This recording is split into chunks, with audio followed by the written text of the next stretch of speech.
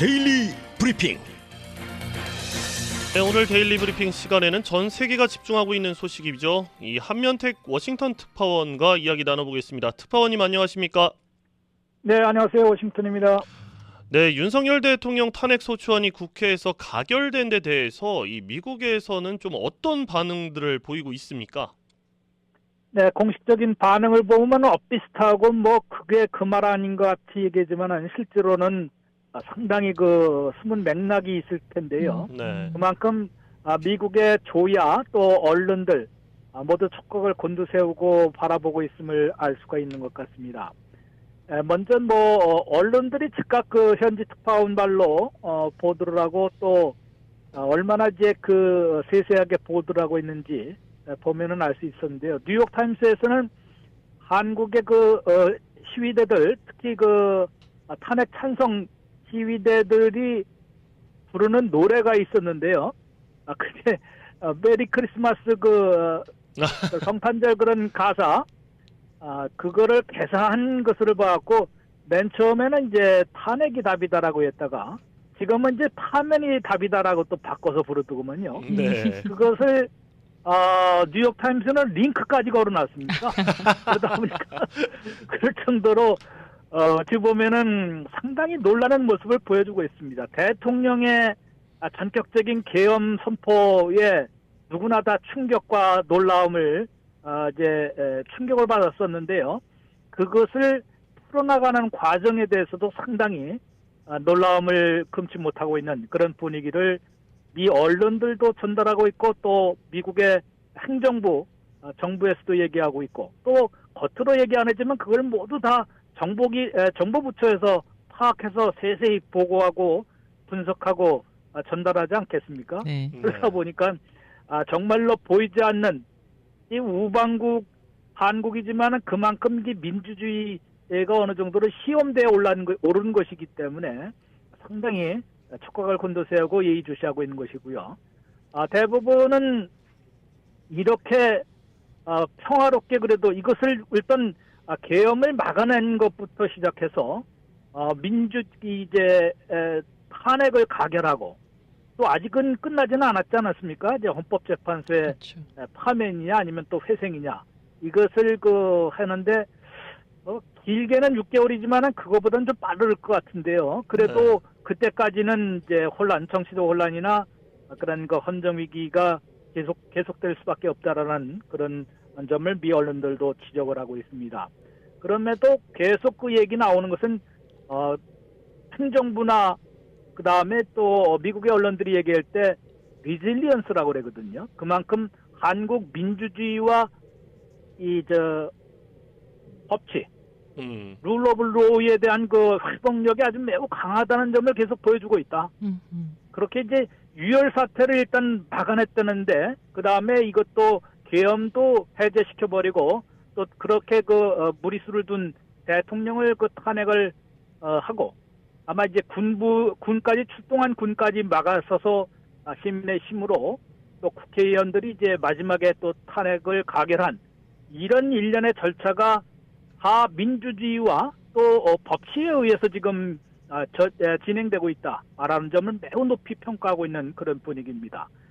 행정부 고위 대통령부터 일선 대변인들까지 또 미 언론들도 항상 얘기하는 것이 한국이 이번에 정말로 민주주의와 법치의 강한 회복력을 보여주고 있다. 이것을 아주 높이 평가하면서 이런 것으로 볼 때는 앞으로도 평화로운 엔딩을 기대해도 좋다라는 쪽의 분위기를 보여주고 있습니다. 그만큼 미국도 한국 하면은 21세기 지금 2024년인데 군부 독재가 했던 그런 계엄이 벌어질 것으로는 누구도 예상을 못했을 텐데요. 아무튼 그런 사태가 벌어졌는데도 이것을 끝까지 일단은 막아내는데 성공을 했고 또 탄핵 무리수를 둔 대통령을 탄핵을 가결을 하고 또 이제 헌법재판소에서도 마지막 최종 엔딩을 해야 하는데 이럴 때도 상당하게 아까 이제 뉴욕타임스가 링크까지 걸어놨다는 것이 그런 성탄절 메시지를 보낸 거 아니냐. 그러니까 한국민들이 그렇게 만만치가 않다라는 점을 강한 회복력을 갖고 이것을 해결해 나가는 그런 민주주의와 법치의 강한 그 의지를 보여주고 있다는 점에서 평화로운 그 엔딩도 예상을 해도 좋다라는 그런 메시지를 보내주고 있는 것으로 미 조야 또 전문가들, 미 언론들도 모두 그런 반응을 보여주고 있습니다. 네.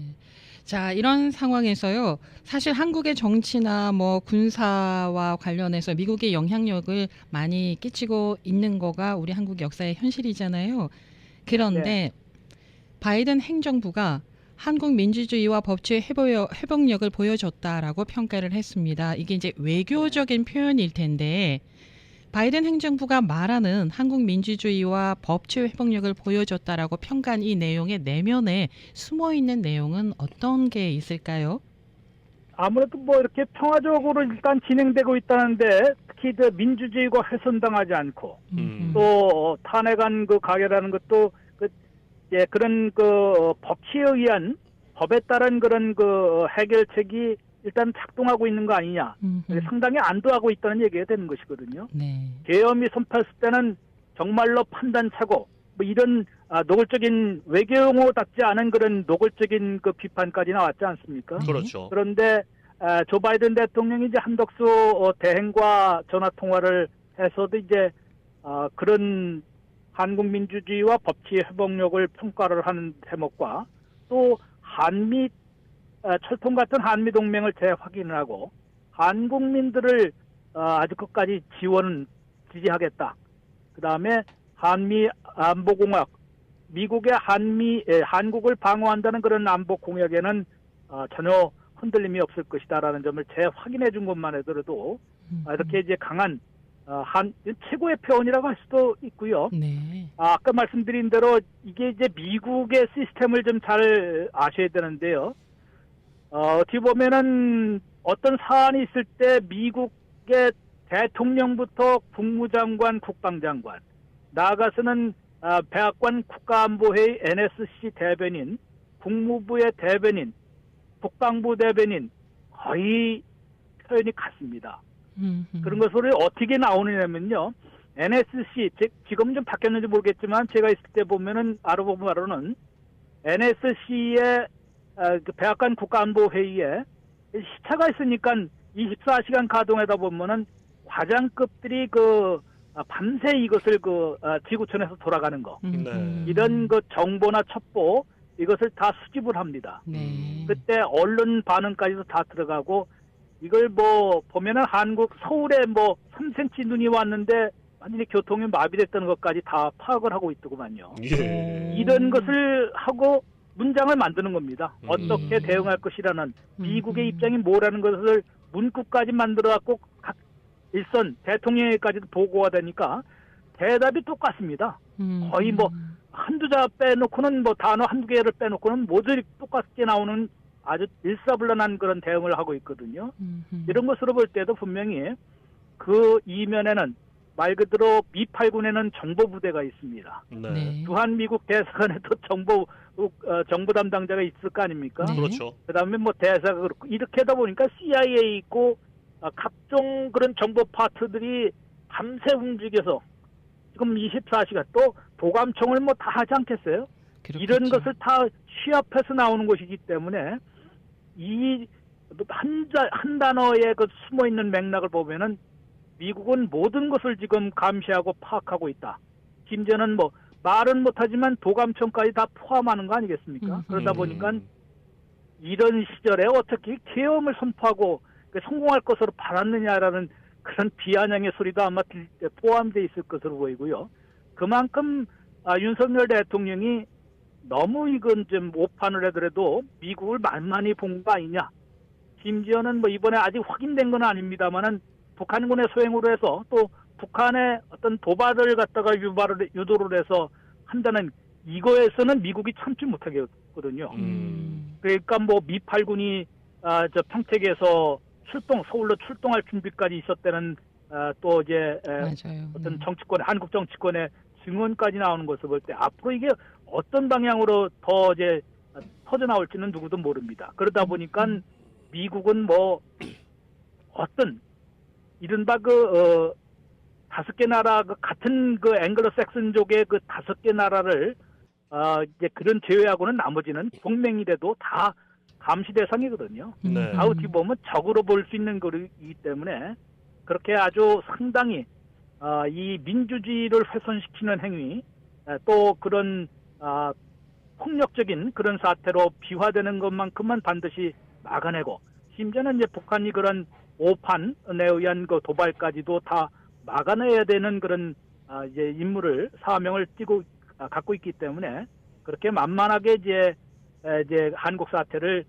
그냥 방치하지는 않을 것이다. 이런 점을 더 강조하려는 것으로 해석을 할 수가 있습니다. 아니 그런데 지금 문제는 다음은 도널드 트럼프 대통령이란 말입니다. 이 트럼프 차기 행정부에 대응하는 능력이 약해질 것이라는 또 평을 듣고 있다는데 좀 어떻습니까? 네, 당연히 그렇습니다. 지금 우리가 시기적으로도 그런데요.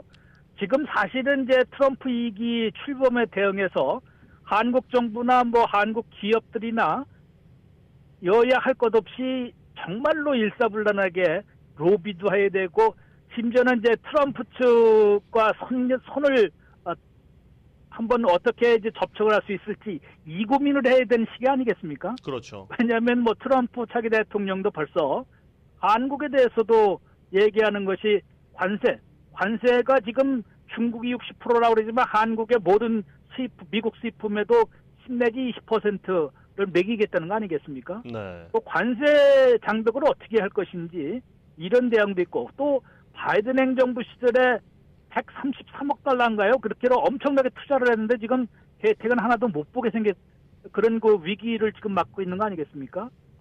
전기차라든가 또는 배터리 그런 공장 같은 것을 미국 내에 많이 세워놓고 있는데, 이거를 어떻게 하면은 이제 물론 거기에서는 관세 대상은 안 빠져나가겠습니다만은 그런 에너지 전환책이 완전히 지금 백지화될 가능성이 높거든요. 네. 그럴 때는 이런 혜택을 어떻게 계속 이어받을 것인가, 또는 방위비 분담금을 지금 부랴부랴 타결은 지어놨는데도 결국은 엄청나게 지금 옛날에 5배 올리던 걸 이번에는 10배 이상 막 부르고 있거든요. 그대로 되지는 않겠지만은 이런 통상이나 안보, 국방 이런 이제 압박에 대해서 어떻게 대응할 것인지를 해야 되는데, 이거 누가 하겠습니까? 지금 한마디로 선출된 지도자는 없는 거 아니겠습니까? 그렇죠. 이러다 보니까 한덕수 국무총리가 대통령 권한 대행을 하더라도 상당한 제약이 있을 것이고요. 그 양반은 이제 여기 주미 한국 대사까지 했기 때문에 있지만은 트럼프 쪽하고는 그렇게 아마 선이 있을 거로 믿기에는 좀 어렵고요. 네. 이러다 보니까 정말로 좀 시기는 별로 안 좋은. 그래서 워싱턴 포스트는 대놓고 얘기를 합니다.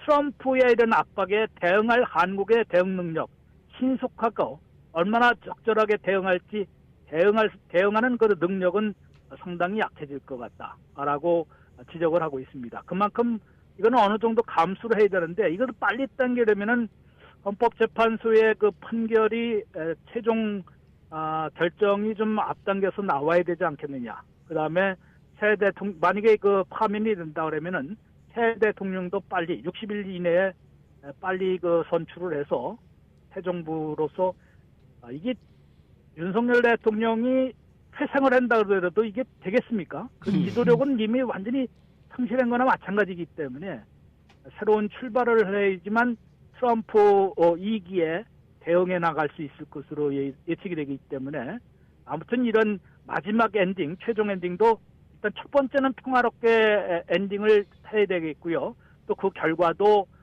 새로운 출발을 할 수 있는 그런 결과가 나오기를 미국에서도 좀 바라고 있는 것으로 보입니다. 그런데 트럼프 행정부는 2기는 바이든 행정부하고는 차원이 다릅니다. 그거는 당신들이 알아서 할 일이지 미국이 이렇게 하나하나 코치해가면서 끌고 가려는 그런 건 아니거든요. 위기 때도 그렇지 않았습니까? 무조건 압박을 하고 이제 아주 과장돼서 좀 많이 부릅니다. 주한미군도 28,500명이라고 모든 자료에 나와 있는데도 4만 명이라고 계속 지금까지도 4만 명이라고 부르고 있거든요. 맞습니다. 이러니 어떻게 뭐 그게 어떤 식으로 통하겠습니까? 네. 한국의 입장이 거긴 먹혀들지가 않거든요. 그런데도 이게 정치적 권력 공백까지 지금 지도력 공백까지 생기다 보니까 상당히 그 어려운 시기를 일단은 내년 초에는 보내야 될 것으로 보입니다. 네, 알겠습니다. 특파원님 감사합니다. 네, 고맙습니다. 네, 워싱턴 한면택 특파원이었습니다.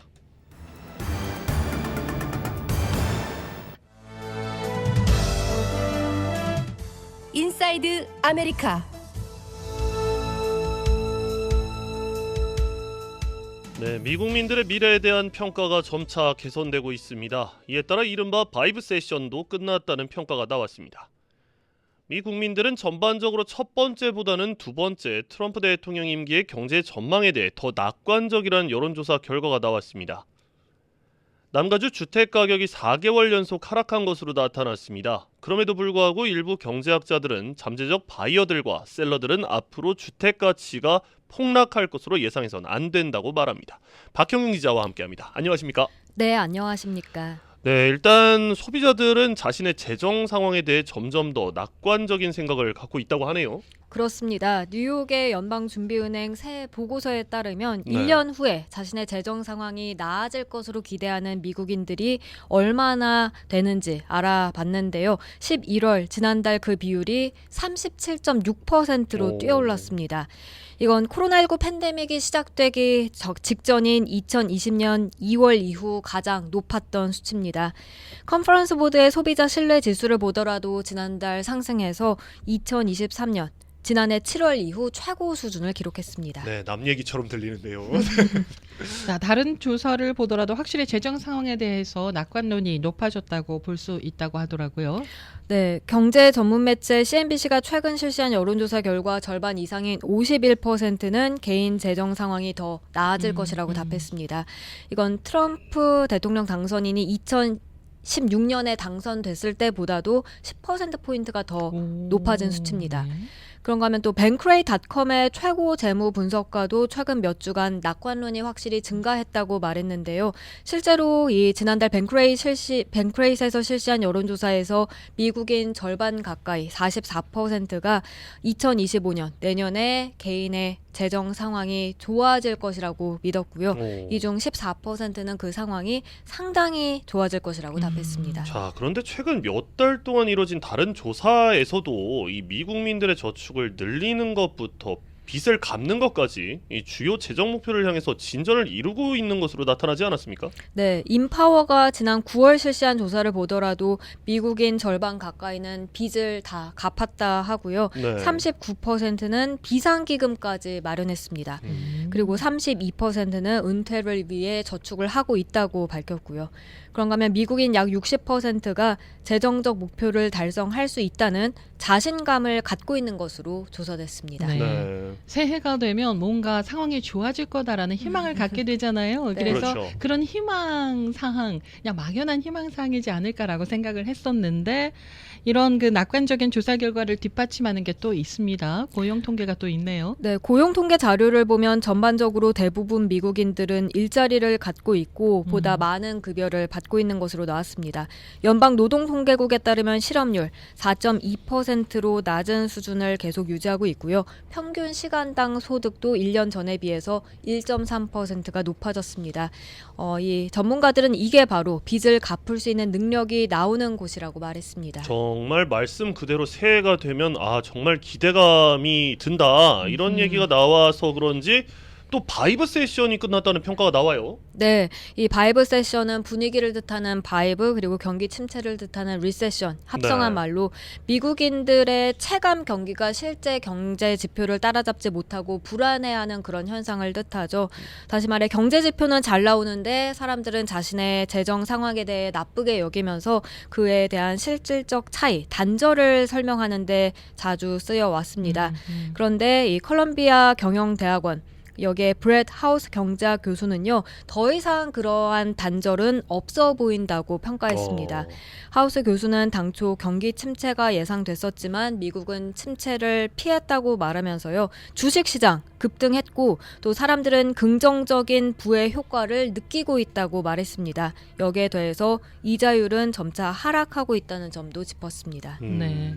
자, 사람들이 바이브 세션이 끝났다고 느끼고 자신의 재정적인 상황을 낙관하고 있는 거에 있어서 가장 중요한 점으로 꼽은 게 따로 있다고 하는데요. 그건 어떤 겁니까? 바로 인플레이션 둔화입니다. 인플레이션이 2022년 중반 40년 만에 최고치를 기록한 이후에 상당히 둔화됐다는 점 이 하우스 교수는 강조했습니다. 사람들이 매일 들여다보는 경제 관련 데이터들 가운데 그중 특히 한 가지를 가장 주의 깊게 살펴보는데 그게 바로 그로서리, 이 장바구니 물가라는 그렇죠. 겁니다. 연방노동통계국에 따르면 11월 식료품 가격은 여전히 상승하긴 했습니다. 한 달 전보단 0.4%, 또 1년 전보단 2.4%가 올랐는데요. 그렇지만 사람들이 매일 먹는 이 시리얼, 베이커리 부분은 11월에 1.1%가 하락했고요. 이게 지난 1989년 이후 소비자 물가지수 역대 가장 큰 월간 하락률을 기록한 것이라고 하네요. 뭐 방금 박윤경 기자가 말씀하신 거를 보면 이제 좀 수치들에서 거품이 빠지는 거 아닌가 그런 느낌이 드는데 또 그런 와중에 이 미국민들은 전반적으로 첫 번째보다는 두 번째 트럼프 대통령 임기의 경제 전망에 대해서 더 낙관적이다. 뭐 이런 여론조사 결과도 나왔습니다. 좀 조사 결과 자세히 짚어보도록 하죠. 네, 앞서 CNBC 조사에서 미국인 51%가 개인 재정 상황이 더 나아질 것으로 기대한다고 전해드렸는데 네. 같은 조사에서 미국 경제에 관해서도 물어봤습니다. 그랬더니 미국 경제가 더 개선될 것이라고 답한 답변이 트럼프 1기 행정부 때보다 오히려 높게 나왔습니다. 전체 51%가 트럼프 2기 행정부에 경제가 더 좋아질 것으로 내다봤습니다. 이 답변은 2016년과 비교해 봤을 때 5%포인트 상승한 건데요. 공화당 여론조사기관인 퍼블릭 오피니언 스트래티지스의 파트너 미카 로버츠는 트럼프 대통령 당선인은 현재 경제 상황에 대해서 부정적인 분위기에서 이 길을 시작한다고는 하지만 대중들을 봤을 땐 앞으로 일어날 일들에 대해서 좀 더 희망적이라고 지적했습니다. 네, 그 희망과 기대가 실제로 눈에 드러났으면 좋겠습니다. 피지컬리 느낄 수 있었으면 좋겠습니다. 2025년에. 네, 저도 희망사항입니다. 네. 다음 소식입니다. 남가주 주택 시장 분위기에 대한 새로운 보고서가 나왔다고 하는데요. 어떤 내용입니까? 남가주 주택시장이 하락세란 내용의 보고서입니다.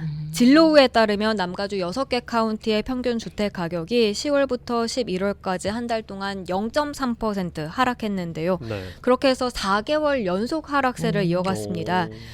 그렇게 지난달 남가주 평균 주택 가격은 86만 9,288달러였습니다. 네. 거의 87만 달러. 남가주 평균 주택 가격은 지난 7월에 역대 최고치를 기록했었는데요. 11월 현재 그 가격은 7월 최고치보단 1.3%가 하락한 겁니다. 이와 관련해서 LA지역 컴퍼스 소속한 부동산 에이전트는 주택 바이어들에게 있어서 긴급성을 찾아볼 수는 없고 바이어들은 지금 기다리는 그런 분위기라고 전했습니다. 야, 떨어져도 87만 달러.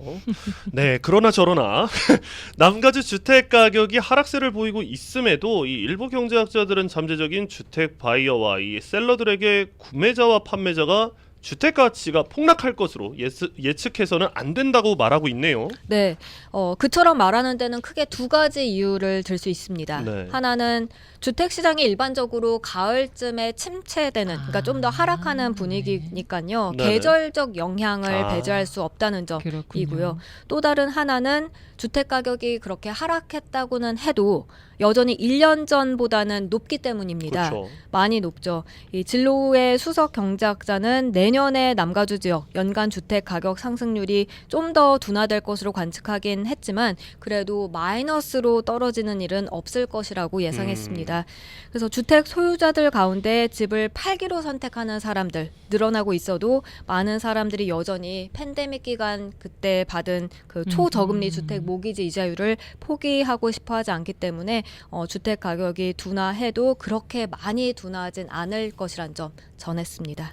네, 남가주 지역의 각 카운티마다도 주택 가격이 차이가 아주 크잖아요. 네네. 그러면은 내년에 다음 해에 각 카운티별로 주택값이 얼마나 오를지 뭐 예상되는 그런 데이터 나온 게 있나요? 네, 진로는 2025년 내년 11월에 주택 가격이 현재 그러니까 조사를 실시했던 지난 11월, 그러니까 예. 1년 동안 봤을 때 LA와 오렌지 카운티에선 1.5%더 네. 비싸질 것이라고 예측했습니다. 예. 그런데 인랜드 엠파이어를 보면 그보다도 더 주택 가격 상승률이 가파릅니다. 예. 인랜드 엠파이어 지역은 2.7% 어이구야, 상승할 예. 것으로 예상했습니다. 이처럼 가격은 계속 오를 수 있긴 하지만 그래도 소득이 또 앞으로 1년간 많이 늘어나고 주택 모기지 이자율이 좀 더 떨어진다면 주택 시장은 바이어들에게 있어서 지금보다는 저렴해지는 그런 셈이 될 수 있다는 분석도 나오고 있습니다. 참 저희 기자들이 자주 그런 말을 쓰거든요. 내 집 마련의 꿈은 점차 멀어져만 간다. 언제쯤 내 집 마련의 꿈이 이루어질지 아직도 87만 달러라는 게 충격적입니다. 감사합니다. 고맙습니다. 네, 박형균 기자였습니다.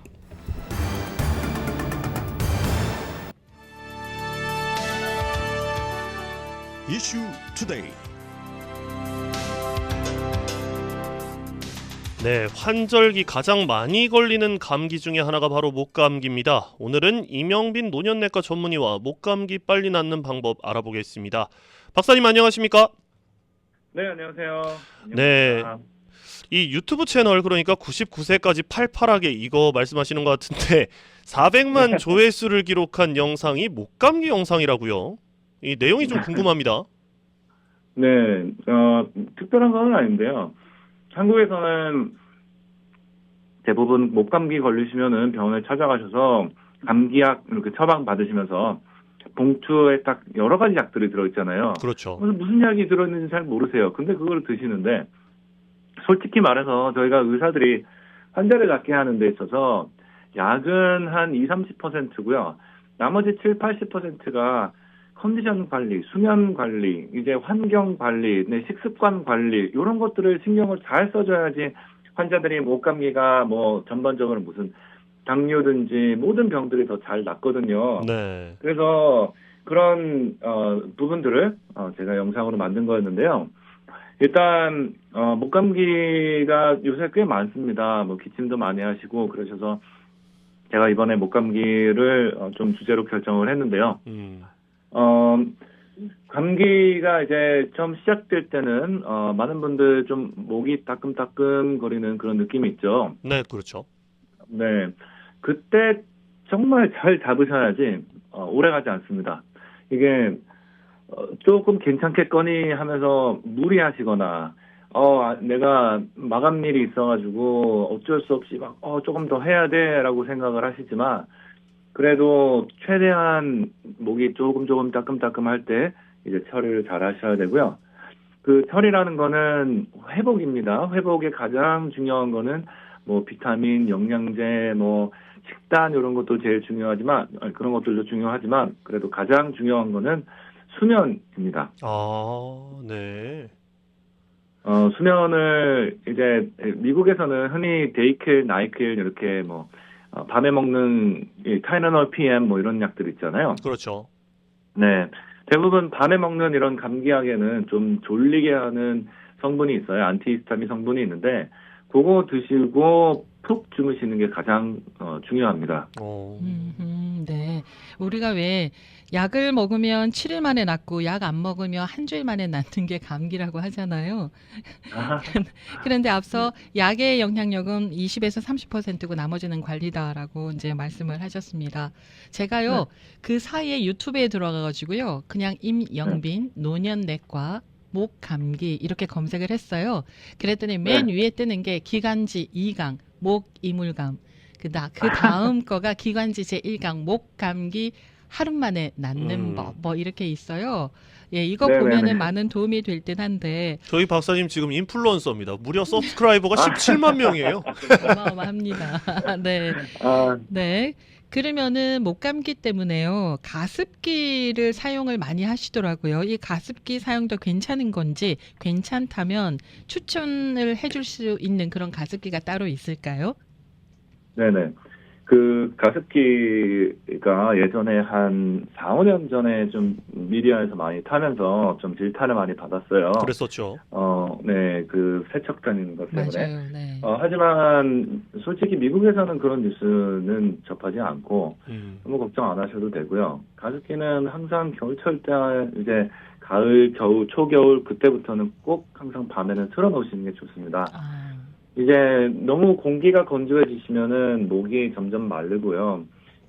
목이 마른다는 이제 점막이 말라 있는 조건은 아주 악조건이에요.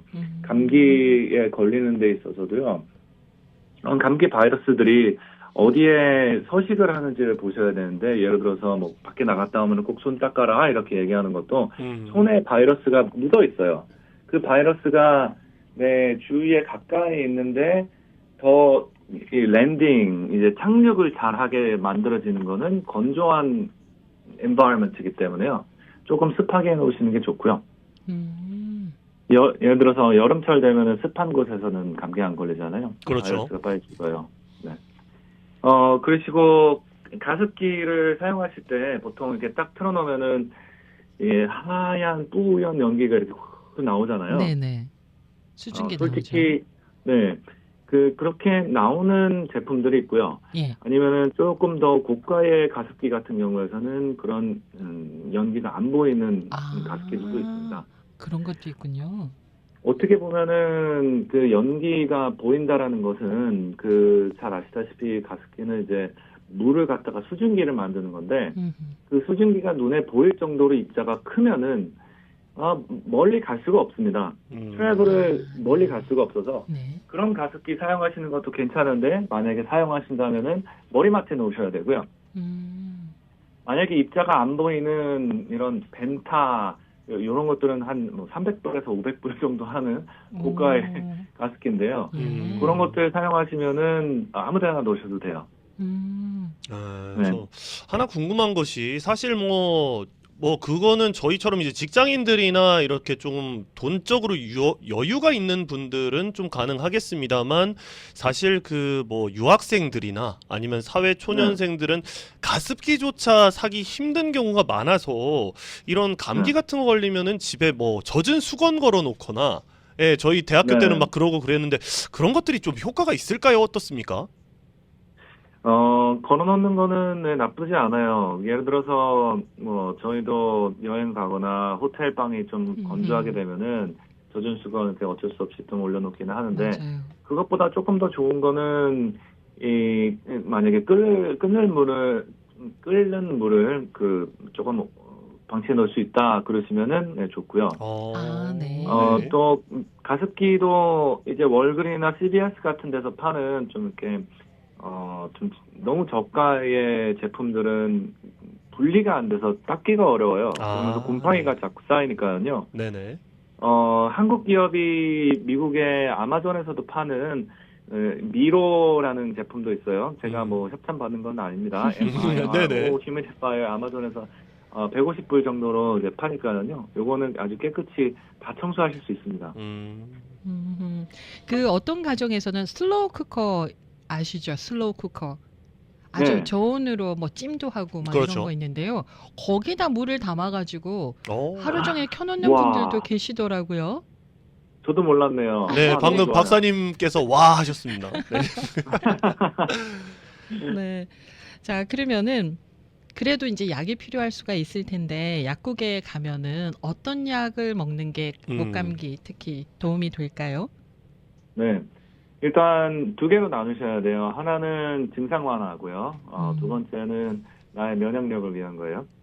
이제 첫 번째 증상 완화에서는 이제 가래를 삭히는 약들이 있고요. 또 기침을 멈추는 약이 있어요. 예.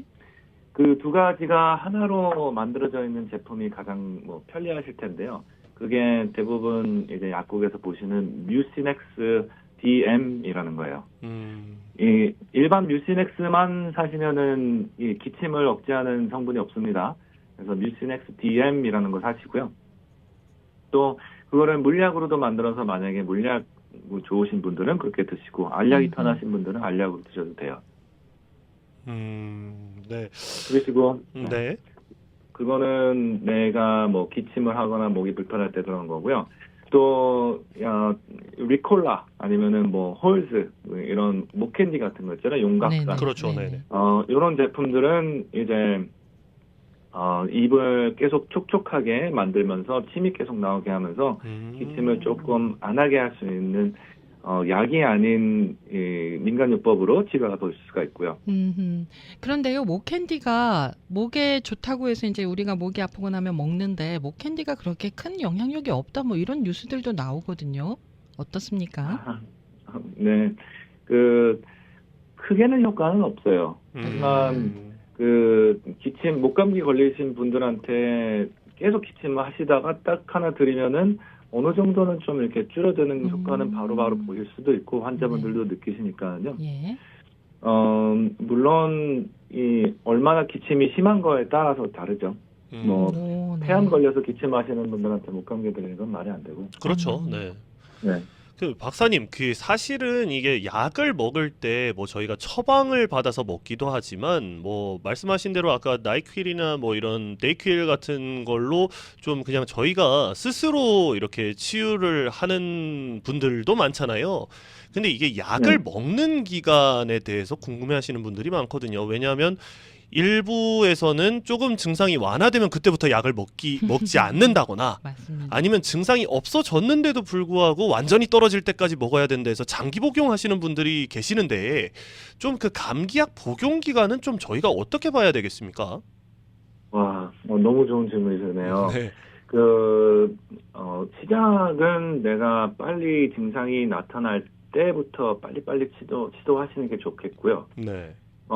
아까 말씀드린 그 약 말고 수면 건강, 뭐 음식, 뉴트리션, 비타민 이런 것들 잘 못 챙기셨을 때 이 감기약을 오랫동안 쓰시거든요. 그렇죠.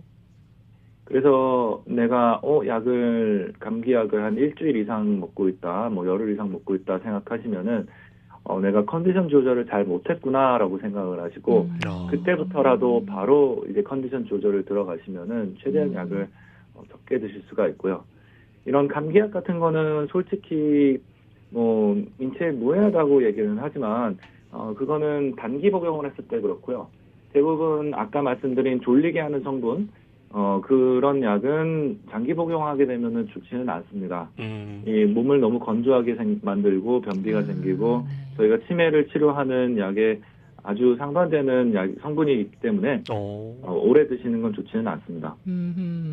그러면은요, 목 감기는 이제 다 지나간 것 같은데 그런데도 왜 마른 기침이 계속 나오는 경우가 있거든요.